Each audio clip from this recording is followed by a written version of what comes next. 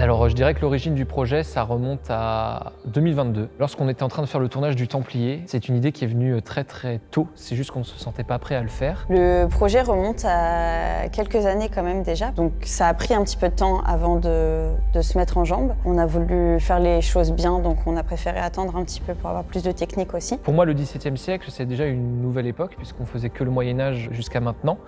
Et le XVIIe siècle évoque des images très très fortes, avec les châteaux, les jardins à la française, Louis XIV, etc. Mais justement, on ne pense pas à la face cachée de cette pièce. Ça évoque beaucoup de choses parce que c'est un moment assez conséquent de l'histoire de la Bretagne. Puisqu'on a toute la partie beauté, etc.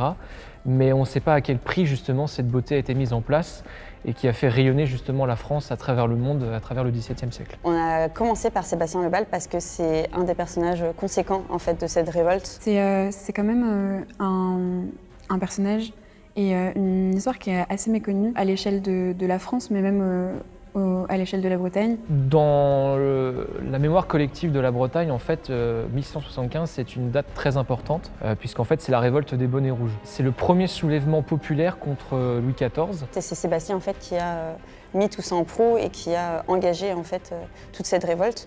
Donc c'est d'abord parti du personnage principal et après ça a été, c'est arrivé en fait à cette date cruciale. Alors on ne parle pas d'une révolte qui va détruire le système, mais plus une révolte antifiscale, puisqu'à cette époque-là, la Bretagne est extrêmement pauvre. Donc c'est en fait un ras-le-bol. Et donc nous, on a trouvé ça très important, surtout aujourd'hui, qu'on a besoin de s'identifier à des figures fortes de nos régions. Et je pense que Sébastien Le Bal est la figure de proue qui représente un peu l'état d'esprit du breton combattant et qui s'oppose justement au système qui le détruit. On n'a pas forcément appréhendé le projet, en tout cas pour ma part, parce que j'avais confiance en le réalisateur et je savais vers où il voulait nous emmener. Pour appréhender un projet pareil, il faut déjà se dire sous quel angle d'attaque on va présenter cette histoire-là, parce qu'on ne veut pas salir la mémoire collective et même la mémoire de nos ancêtres. Du coup, il y a eu beaucoup de recherches historiques faites avant. Il nous fallait de la recherche, etc., que ce soit dans les archives, que ce soit dans les discussions avec les proches, que ce soit dans l'histoire en fait de Bretagne en général. Alors il y a une part de fiction, bien sûr, dans cette histoire-là, puisqu'il manque des archives. Et l'idée du le premier scénario, on l'a vraiment écrit, ça nous a mis quasiment 1 an. Mais on arrive au bout, on arrive à la fin, et ça va être un super projet.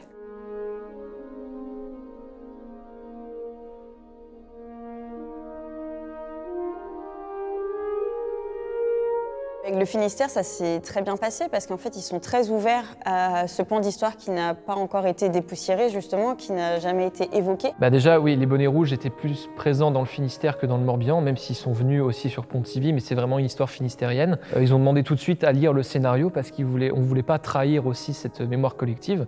Donc c'est quelque chose de très intéressant en fait à mettre en place et à mettre en œuvre et ils sont très ouverts à ça et à justement qu'on mette en lumière aussi le Finistère et qu'on mette en lumière en fait leur histoire à eux directement.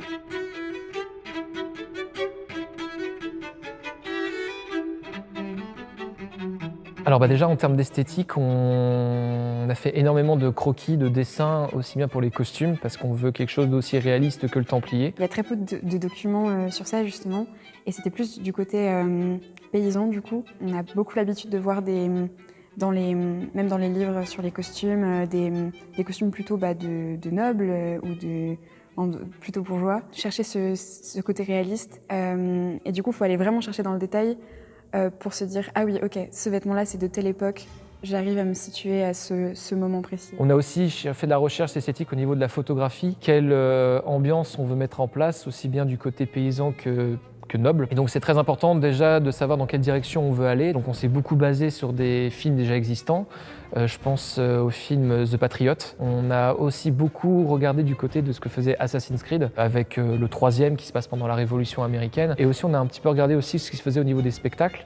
Je pense à Bon Repos par exemple, qui fait aussi les Bonnets Rouges.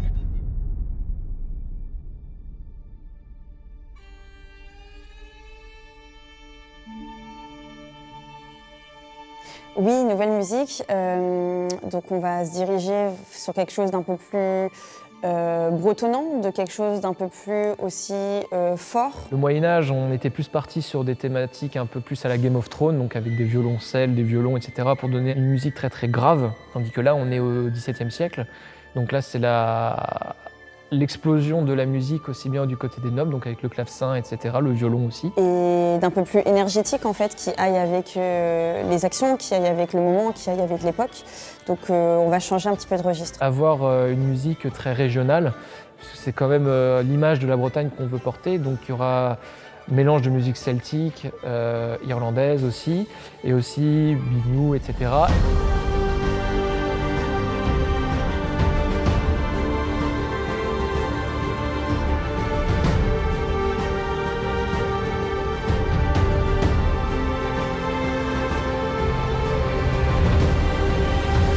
Cinéhisto, l'histoire à travers le 7e art.